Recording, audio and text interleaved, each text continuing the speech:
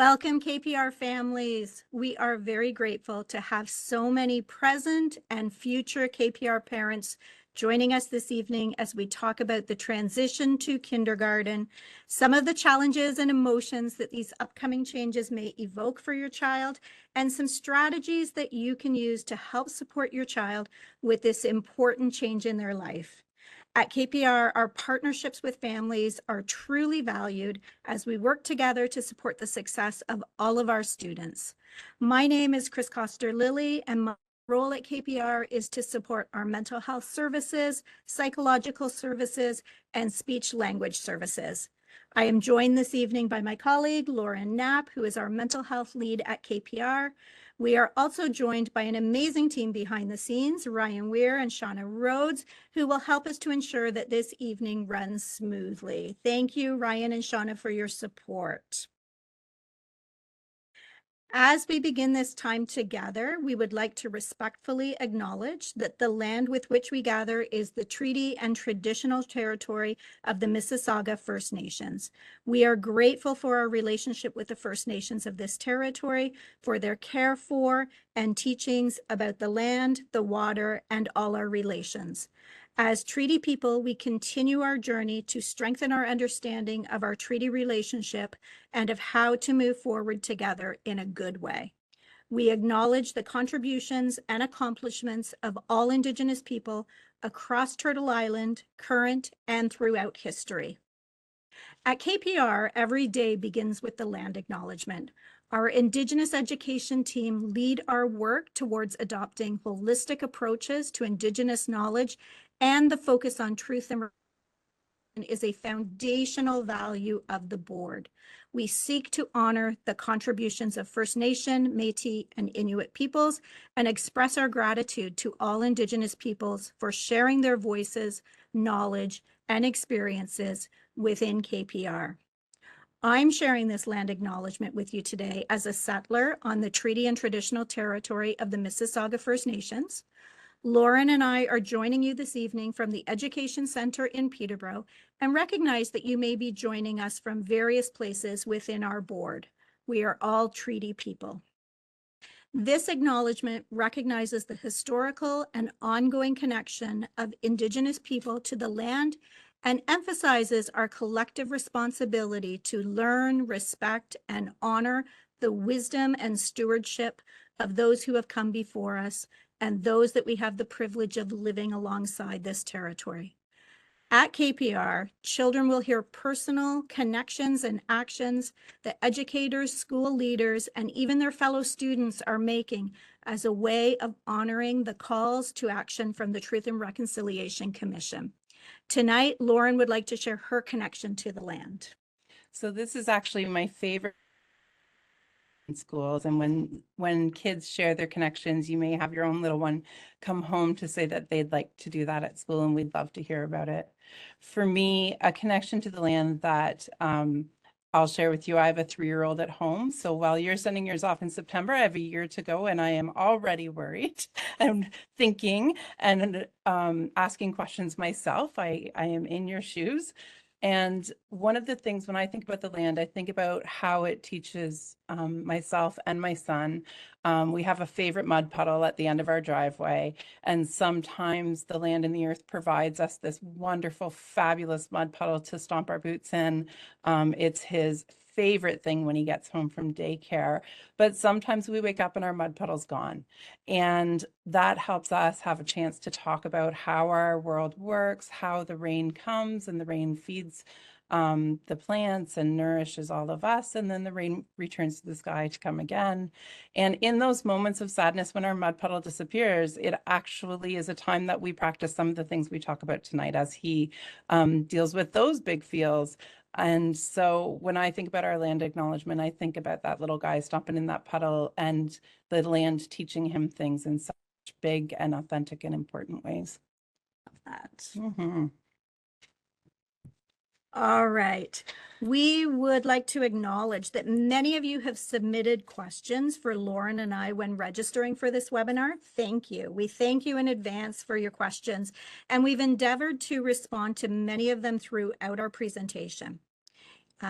Please feel free to at the end of the webinar, you have an opportunity to ask any additional questions that you have when you sign off to this webinar, and we will endeavor to make sure that we have an opportunity to respond to those. And certainly as you go through this journey with your child, your children's teachers and school staff, as these questions come about, they're going to answer them together with you and find the right answer for your child, because the answer for all kids doesn't mean it's the right answer for your child. And that's the person that we're thinking about and we're supporting as they come to our schools. So in looking through your questions and comments about our session tonight, the most common theme that arose was the concern that many parents shared around helping your child successfully adjust to this transition, worries about how they may feel and cope during this transition, and how you can support them with their feelings. If you are experiencing some worries about your child's well-being as they transition to kindergarten, please know that you are not alone. And our goal for this evening is to provide some very practical and easy to use strategies that you can try with your child to help them cope with their big emotions as they make this important and exciting transition. So we thought that we would start our session together by talking a little bit about what emotional well-being actually is. And emotional well-being for children this age refers to their ability to meet meaningful developmental milestones, to learn positive social skills and how to successfully manage those times that are stressful or challenging for them. And emotional well-being is highly connected with their experience of a positive quality of life. So why is emotional well-being so important to learn about and emphasize? It's because the research consistently demonstrates that when young people experience emotional well-being, they tend to experience greater happiness, greater motivation to learn, they experience a more positive attitude towards school, are more eager and willing to participate in class activities, and they consistently demonstrate higher academic skills. So your child's emotional well-being is very important to us at KPR. So we thought that we would start by looking at 4 different strategies to build and practice positive coping. But we want to begin with a little background information. The place that always helps me understand kids, and particularly my own kiddo at home, is understanding the brain and the body. So we thought we would share this quick little video with you. And this is a lot of the learning that here at KPR we do with our educators and with our students.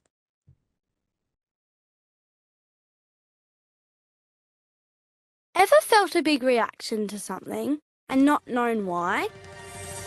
Here's a way to help you understand your brain and manage your behaviour. The hand model of the brain. The bottom of your hand represents the brainstem and is involved with the automatic physical processes that keep us alive, like breathing and our heart rate. Your thumb is your limbic system, and with your brainstem forms part of your emotional brain. This helps you to manage and understand your feelings and stress responses. The outside of your hand and fingers are your cortex, or your thinking brain. When the thinking and emotional brain work together, it's easier to manage your emotions, talk with others, and problem solve. But if you feel surprised, unsafe or scared, your emotional brain takes immediate action. It can act much faster without working with your thinking brain, so you flip your lid. If you're in real danger, acting fast can help keep you safe, and that's really important. And then when the danger has passed, your lid comes back on. Your thinking brain is back in control. But sometimes we flip our lids when we don't need to. How we think and behave isn't helpful. You can practice putting your lid back on by breathing slowly or by spending time with someone you trust. This tells your emotional brain you are safe, and it can work with your thinking brain again. Now your whole brain can help you manage your behaviour and your feelings.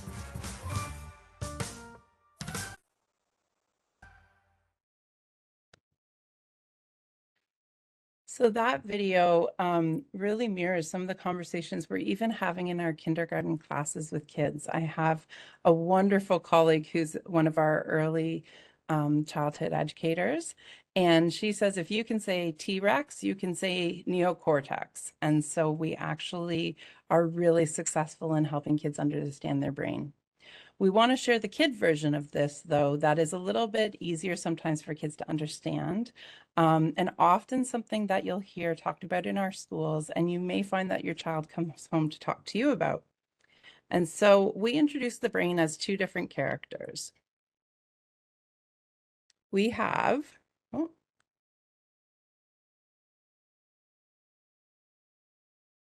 having some We have a text. slight technical glitch here. Let me do it this way. Here we go. Okay, so we have two friends that we like to talk about. We have our wise owl, and our wise owl is the cortex or the neocortex. And the wise owl is our thinking and problem-solving brain. The wise owl helps us make good decisions and use the information we've learned to do things in a new way. We also have our guard dog, and our guard dog's really important because he looks after watching out for danger and keeping us safe. And the way the guard dog keeps us safe is he tells our body to either run away, so we talk about it as flight, to fight, or to freeze up and stay super still. And so we'll often help kids understand and recognize this from animal behavior. The guard dog's called our amygdala, and that amygdala is constantly turned on, watching for danger and ready at a moment's notice to let us know that we need to act to keep safe. So how does it work? When our guard dog senses danger, it barks and it tells our body we've got to get safe.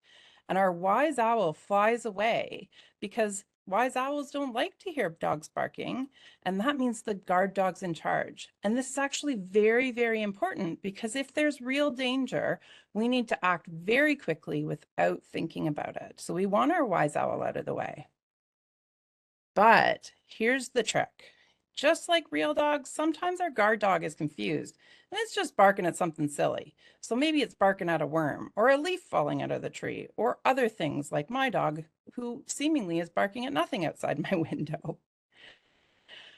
When this happens, when our guard dog gets confused, all of a sudden our body wants to run away or fight or freeze up for no reason at all. And what happens is because our wise owl isn't with us, we can make some bad decisions without that wise owl's help. And if your child is anything like my child, when their guard dog's barking and their wise owl flies away, your wise owl gets a little concerned with what maybe they're doing. So certainly sometimes where you're looking at your child in a grocery store and thinking, gosh, if I could just disappear into my car without anybody else seeing this go down, things would be a lot easier. So kids often at school will say, my guard dog's barking and I need some help calling back my wise owl. So you might hear that at home. So now that we've met our wise owl and our guard dog, what we often talk about with kids and what I talk about at home is how do we calm down our guard dog and how do we call back our wise owl? What are the ways that we can do that once we recognize who's running the show? So as a parent, I understand that we want to protect our children from difficult events and negative emotions, and this includes stress. However, it's really important to note that not all stress is bad stress. I call the zone just outside of a child's comfort zone their stretch zone, and you can see that here in the picture. So we've got the comfort zone in the center, which is pretty small for most kids. And of course, kids love to be in their comfort zone because, well, that's where they feel comfortable. Just outside of their comfort zone is their stretch zone. And then just outside of their stretch zone is their panic zone. We don't want kids to be in their panic zone. That causes a lot of distress for them. However, we do want kids to be supported to spend some time in their stretch. And when they're in their stretch, that provides them with important opportunities to grow and to develop, to learn adaptive and positive coping skills, and to practice using those skills over and over. The transition to kindergarten is a time when children will absolutely find themselves outside of their comfort zone and well into their stretch zone. During this time, their school team will be working hard to provide them with education, tools, support, and coaching to develop the strategies that they need to manage their feelings of upset or worry, or those times when maybe they're missing you or missing home.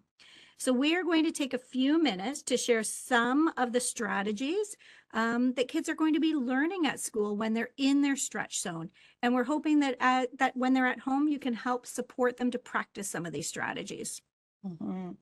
And this is great work for over the summer as well. And your school teams, if you have a favorite strategy that seems to really help your kiddo, we want to know all about it. So we're going to show you 4 different types of strategies. The first one is mindful breathing. We're going to share with you a little video called Sloth Breath, which is our fan favorite, but your child may come home and show you heart breaths or rainbow breaths or star breaths. All of them are intended to be strategies to help your child take those deep breaths that help them settle their bodies when they're feeling that they're in that stretch zone and they want to keep learning, but they've got to calm their bodies down to do that. And I'll just add, our kindergarten teachers embed social emotional learning throughout the day with our students in kindergarten. And mindfulness is a strategy that has repeatedly to significantly reduce physiological arousal for young people. So we'll go ahead. We'll show you sloth breath. It is a fan favorite. Please take a watch and feel free to participate in this mindful moment as well.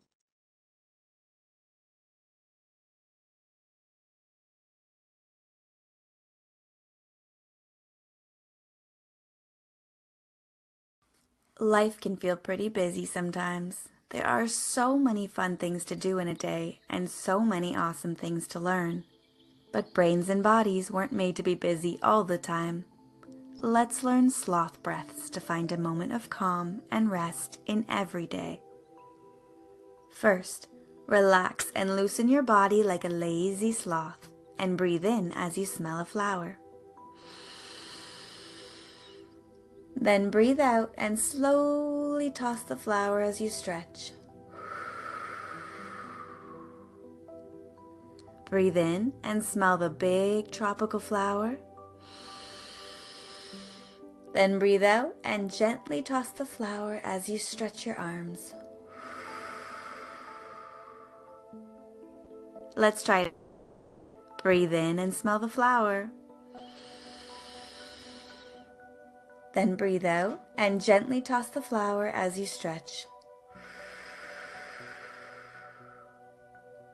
Let's do it one more time. Breathe in and smell the flower. Then breathe out and hug the flower close to your chest.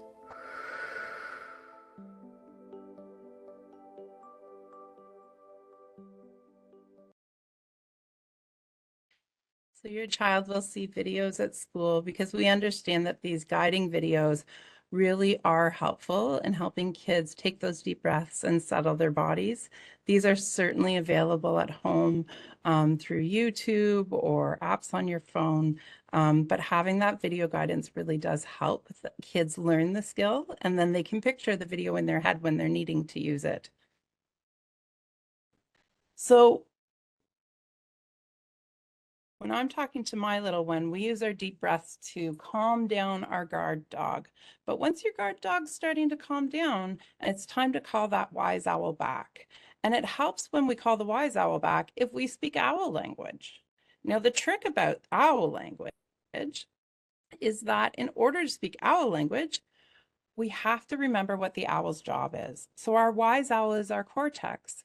And it helps to understand that the cortex of the brain is important in processing our sensations. And so when we call the wise owl back, we can call the owl by listening and paying very close attention to our senses, which is called mindful sensory awareness. So let's give it a quick try. Let's try some mindful listening. Take a moment and sit quietly. See if you can find 3 different sounds in your environment right now.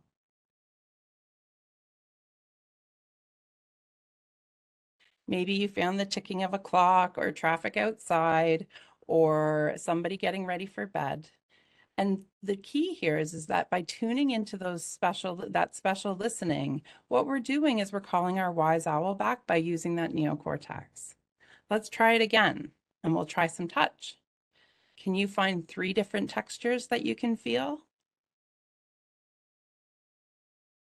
Maybe it's the tabletop or the shorts that you're wearing, or if you're sitting on a couch, the material on the couch. Again, it can be anything. It's that mindful connection with that sensation of touch that calls our wise owl back using owl language.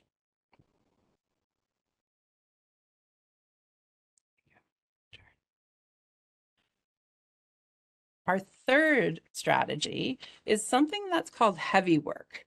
This comes from our occupational therapists who work in our schools and in that field, and they are the experts at understanding how bodies work and how bodies regulate. Occupational therapists have helped us understand that we have a special sense called proprioception. Proprioception is about where is our body in space, and heavy work uses pushing and pulling to activate that sensation, which has the effect of regulating ourselves. So we'll share a quick video about that.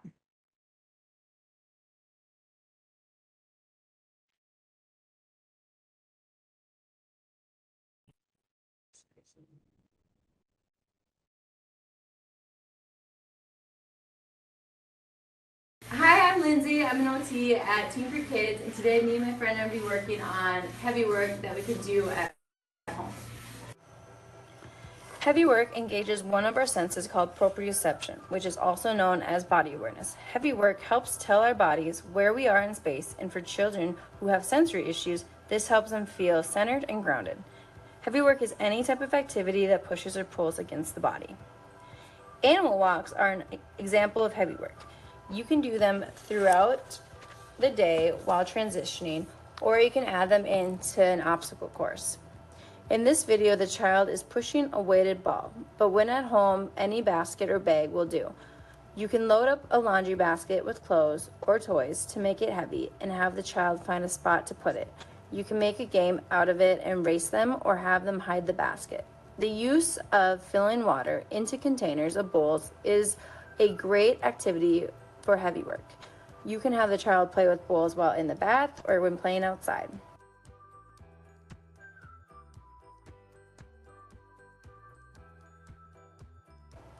The use of slime, putty, or Play-Doh can be a great heavy work activity for their upper body. You can find DIY recipes online and create these items with them. A bike can be used as heavy work to their lower body as they push the pedals to go. A trampoline is another great activity. If you don't have a trampoline, jumping on the ground works too. You can set up pictures or shapes that they have to jump on. If you have an office chair with wheels, your child can pull you or be pulled by you at home. Doing this on carpet or putting your feet on the ground makes the activity more resistive, which will provide them with more input. They can also push you in the chair. If you have weighted balls and your child is safe to use them, they can become an excellent heavy work activity. In this video, the child is bringing the weighted ball up the stairs and down the slide. Other ideas for heavy work include going to the park so the child can climb and hang from monkey bars and jump, letting your child vacuum, or help put away groceries. They can go swimming, go on a hike, carry a backpack full of items, move chairs around the room and build a fort, So you may or have do workouts recognized like some yoga of those poses or activities as push-ups. things that your kids love. Our bodies love to be regulated, and these activities feel great for kids. The other thing about kids is they love to help. So maybe your child loves to help you or push the laundry basket around or help stir the pancake mix. All of those are heavy work activities that help kids' bodies feel settled and feel safe. And so you may find that you recognize these in some of our activities at school. The last strategy we want to share with you is a self-talk strategy. So we are often sending ourselves messages in our head, and so often we're not as kind with ourselves as we are with others. It helps to remind kids and to practice ways to talk to themselves in kind and cheerleading ways that get them through the day. And practicing this in a calm time is easier, makes it easier when times are tough. So we want to share with you an activity from School Mental Health Ontario. This is an organization in our province that works closely with the Ministry of Education, creating resources for kids, parents, educators, and system leaders to help us share positive health promotion and mental health intervention with our students at school. So one of the strategies that School Mental Health Ontario has shared is 4-finger affirmations. Finger affirmations help students to think positively in the face of stress or challenges by using affirmations that promote confidence, a growth mindset, self-regulation, and resiliency. So some examples that some kids can use, maybe, I can do this. I believe in me. Today will be awesome. And the goal of doing this is you identify 4 words that is your affirmation. Each of those words that you have chosen will match to one of your fingers on your hands. And then as you say the word, you touch your finger to your thumb. So starting with your baby finger, it may be, I can do this. And it's teaching kids over and over again to use those affirmations in a moment of stress. They can also be used for parents. So sometimes I come up with 5 and I have to sneak in another one. But one for parents as you're getting ready for your kids to transition, maybe they will be okay, or I will be okay. This is going to be fine. I think that might be 6, but you get the idea. If you say it really fast, it doesn't count. It doesn't count. Yeah. Yes. We're adults. We get to have more words. Okay, so as we move into the last part of our time together, this has gone by really fast. Lauren and I wanted to explore some of the common challenges that our kindies may experience with the transition to kindergarten and some ideas around how you may help them. So the first challenge that our kindergarten students may experience is what we affectionately call tired brain, active body. It's really important to remember that our kiddos are going to be mentally and emotionally worn out during their transition to kindergarten. If you have started a new job recently, try and remember how exhausted you were for the first couple of weeks at your new job.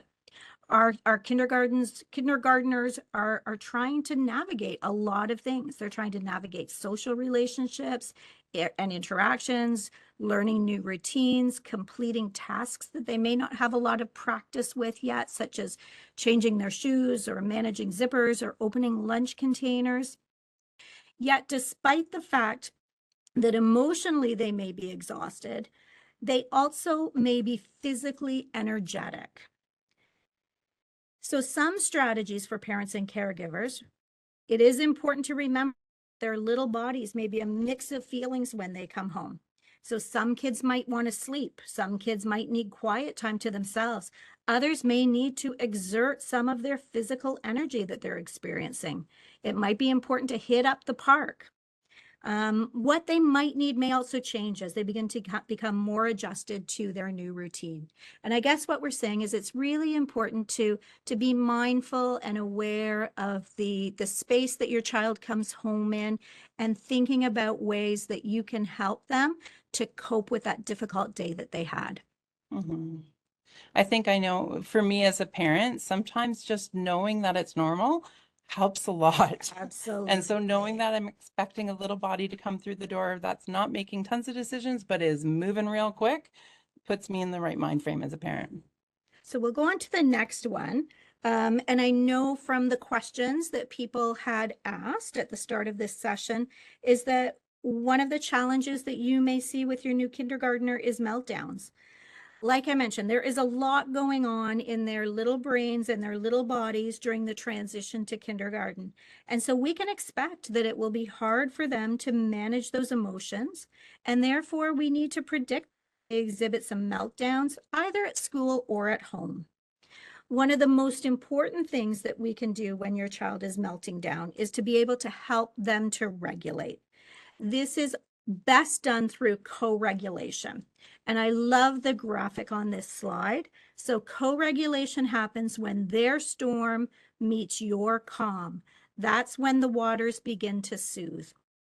And in addition, try to help your child define the words for their feelings. Coach them to use some of the strategies that we've talked about today. Maybe try saying to them, it seems like you have had a tough day and you are feeling tired and frustrated right now. Can we sit together and breathe? And finally, and we can't emphasize this enough, routines are extremely important in helping young people to feel safe and to feel secure. You will find that your child's kindergarten class is very structured. And this is because we know how important routine is to our young learners and to those who are transitioning to something new and different. And to the grown-ups who are doing it with them. That too. I don't, 100%. I know for me, sometimes I need the routines, maybe even more than my little one. Sometimes I think his bedtime is as much for me as it is. Absolutely. You also may find that your little one gets home and is pushing those limits. Things that were not a big deal are all of a sudden areas where they're pushing the line a little bit, and you're finding that self-control seems to be a little less than usual. It's important to remember that at school, kids are doing lots and lots of self-control. They're learning about lineups and they're learning about school bells and times to take out their lunch, and they are trying really, really hard to listen to their teacher, and we are supporting them through all of that with lots of coaching and lots of sticking with them, offering them our calm so that they can co-regulate with us. But by the end of the day, they are tired and they are worn out. So expect a kiddo that's maybe pushing some buttons. Some of the things that we can do is remember that one change is enough change. So during school startup, and this is for our senior kindergarten students as well, as they return to school, you may think that school transition happened last year, it's coming again. And so during this school startup time, trying to keep the focus on this adjustment, not adding in too many new expectations. This isn't a great time to try focusing on table manners or trying turnips. Understanding that they're really, really doing lots of work at school to adjust, and those things are going to naturally come just a little later in the year. Closer supervision also helps. And this supervision can look like playing closely with your kiddos, especially if you have more than one kiddo. This is the time where you'll find that sibling play can turn a little stormy. So it helps that whatever activities your kids are doing, being able to be close enough to catch those behaviors early and redirect them helps a lot. Simple meals, simple plans after school. It helps for us parents to be able to get in a little closer. This one is affectionately known as getting stuck in the muck. And so sometimes our kids come home and they are so focused on a tough part of the day. That game in gym class, man, I didn't want to play that, and we ended up having to play it anyways, and now I just can't go back. And the more they talk about it, the bigger those worries get and the bigger the difficult situation gets. So how do we help them with that? Man, you've gotten good at this already, I'm sure. We listen with a little bit of empathy. We understand that that's tough, and then we distract. Look over here. Let's play a game. Who wants to have a dance party? Somebody help me make dinner. Can you help me figure out where the dog went? Let's go outside and look at the flowers. Right now, it's a lot of let's go get the sprinkler out at my house. It's important to distract kids so they can reset. Once they've settled down, two kind of tricks that are helpful. One, find those times where they've had tough things and they persevered. And even if that means talking about those early wins, remember, oh my goodness, do you know there was once that you could only crawl and you tried to walk and you fell down over and over again and you were just so tough and you just knew you could do it. Reminding them that they are strong kids and that they were built for tough things and that we are here to support them, but they can do it. And there's proof in the pudding. They've already been so successful. And then talking about what went well. Gym class was just one little part, and you didn't get to play the game today, but what was really fun? What did you do at recess? Did you do some painting today? It's almost certain there was parts of their day that they enjoyed, and they don't have to pick just one feeling. Sometimes we can have a day where we have a little bit of our day that's hard and lots of our day that's lots of fun.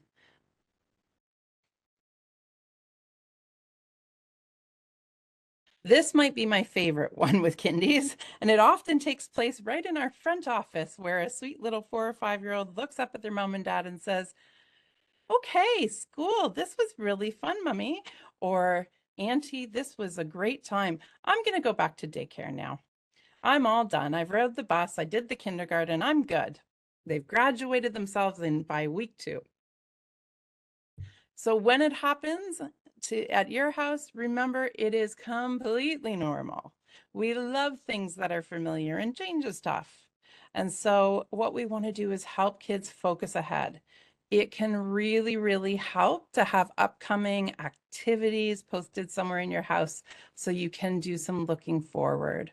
Our teaching teams are going to help you understand what's coming ahead for your child, and having that available in your space can really help in these moments where we say, oh gosh, well, my goodness, if you went back to daycare, you would miss that exciting guest speaker or the trip to the zoo.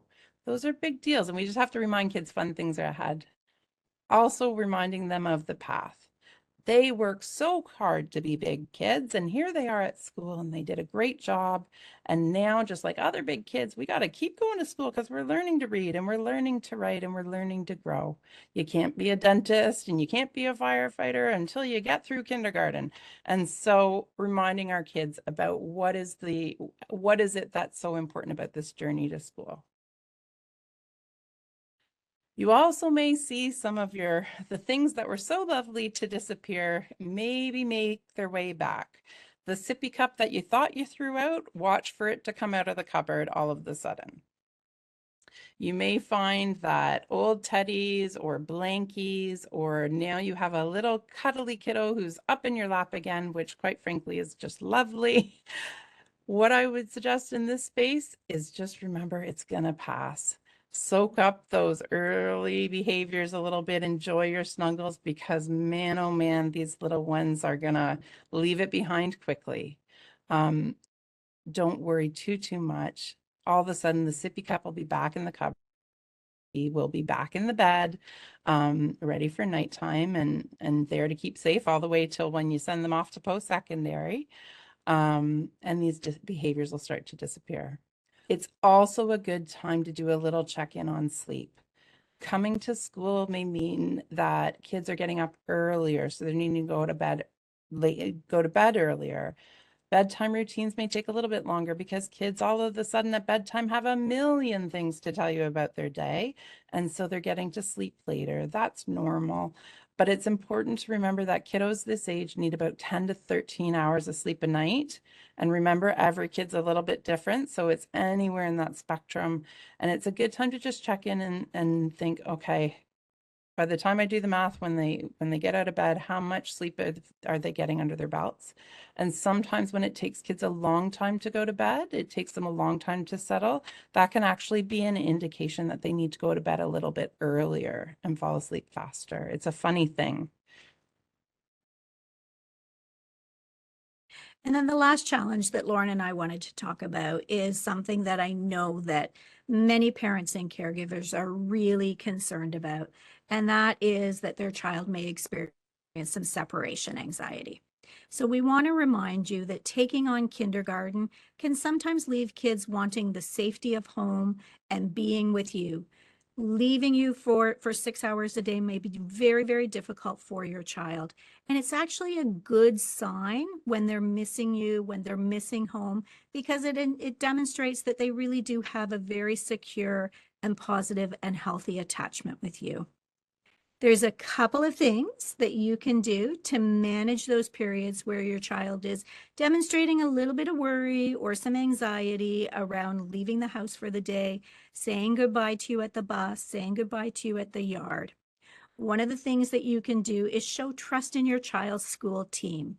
Remind your child when you will see them again. Let them know that when the little hand gets to the 3 and the big hand gets to the 12, that's when you're going to be waiting right here for them. Remind them how much you love them. Share that you know they are in a safe place and a fun place where there are lots of caring adults who are there to help them if they need it. And then here's the tough part.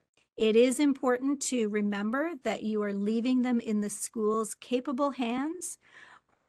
Kindergarten team has managed many students who have separation and anxiety, and it's really important to try not to linger. The other thing that we really wanted to mention as we're starting to prepare to wrap up this session is that if there are any difficulties that are continuing beyond that initial transition phase, it's really important that you share your concerns with any member of your school team, with the teacher, with the ECE, with the principal of your school. We want to know if you have any concerns about your child, and we can certainly help you work through those concerns. I think that's the key piece, is that, well, as families, this is our time releasing our little one into the world. Their education team is very skilled and very practiced at helping families and kids through this piece of the journey, whether it's tips and tricks that they've seen work with other families, or just a kind, caring chat to reassure you that while the goodbye is tough, 5 or 6 minutes later, they're busy playing and having fun, or that the teacher has given them a little bit of a job that helps them get into their day, and that's really helped. We are here to support our teachers and our ECEs and our support staff, our principals, our secretaries. My goodness, they are amazing at their work. And I know that as I think about my little one going off to school, as I look around at my colleagues, I know that he will be in good hands. And it's that lingering part. I guarantee I'll be around the corner peeking from far away where he can't see me, because that's really about me and my separation anxiety. But it is key to kind of move through that piece and let us be those safe, caring adults that receive your child in their school journey. And we are here to help. It's okay to let us know if it's been a tough night or a busy morning, or if something's happened at home that might shift your child's day. We really want to know about that. And if you have any worries about your little one, or you think you might need more support, we are here to help, and we have a lot of different avenues that we can draw other professionals in, that we can help you navigate the community around you. And sometimes we can just reassure you that, you know what, we've seen this before, and your kiddo is doing just fine. So we would like to thank all of you for taking time out of your busy schedules to join us on this very humid evening. We are excited to welcome you and your child to our KPR school communities in September. For additional information about kindergarten in KPR, we invite you to explore the board's website, where you will find a wealth of information and links to support your child and family's transition to school. Thank you, everyone. I hope you have a wonderful evening. Take care, and we look forward to seeing you in September.